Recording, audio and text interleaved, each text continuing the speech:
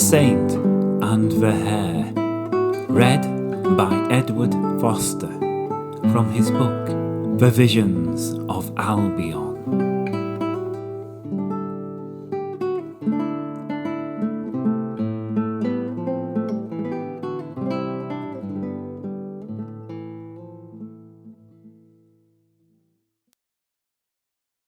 In a quiet and gentle valley in Wales stands a beautiful church clad in pale stone.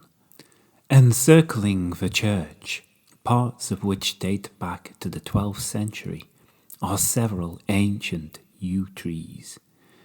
These powerful and remarkable trees spring from a time before the saints came to the land, when this area was already used as a place of worship. Surrounding this sacred site are tree-clad hills that reach towards the heavens, where birds of prey called red kites grace the air in spiraling patterns. This is one of my favourite places of pilgrimage, as the valley has an indelible feeling of warm sacredness, where isolation is freely sought rather than avoided. It is a place that has drawn thousands of pilgrims throughout the ribbons of time, and one that has a saint who is the protector of hares. Melangeth was her name, and she was a 7th century saint who, it is told, founded an abbey in this remote valley. Her story is as follows.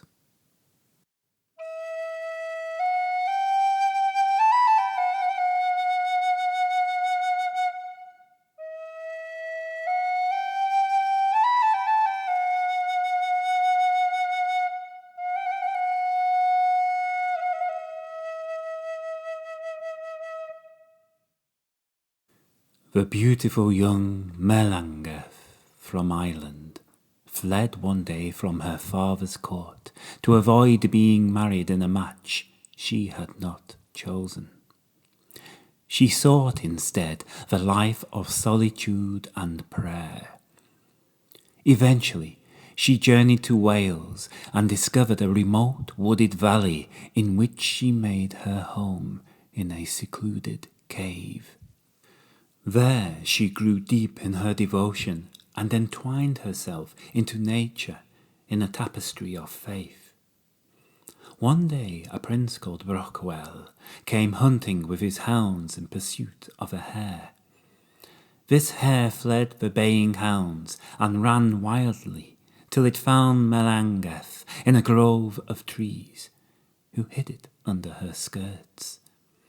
Then the hounds, close on the leaping heels of the hare, found the saint in her den. Yet instead of attacking her and claiming the frightened hare for their prey, they howled and retreated from the bold saint who stood before them. When the huntsman arrived, he tried to blow his horn to make the hounds attack, but instead the horn stuck to his lips.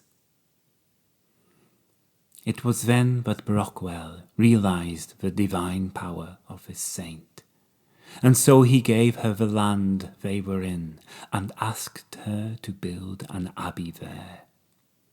She did this and lived in piety for many more years till her life ended and her sainthood began. As for the hare, well, that is another story.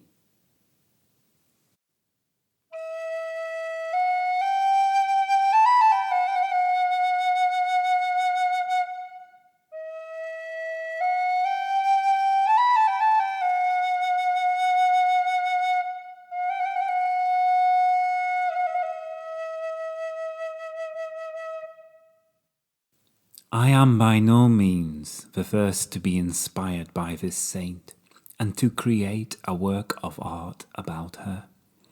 Many artists, poets, and musicians have also felt the call to honour her.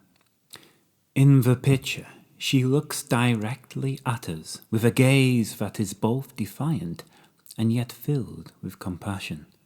She will welcome you, but do not dare to hurt the hair that she protects. Artistically, I have achieved this look with a slight sharpness to the fall of the angle of where her eyebrows are nearest to the bridge of the nose, a slight downward dip in the curve. If the eyebrows had just been a perfect arch, then her look would have been more gentle. Her mouth has a soft smile, and her eyes are quite open, which show the gentler side of her expression.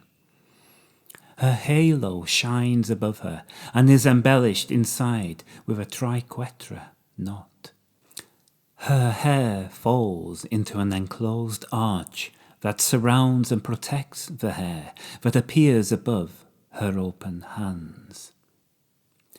She is a special saint from a precious valley, a place that I will return to many times as a pilgrim, a place where you can find sanctuary, as did the running hare.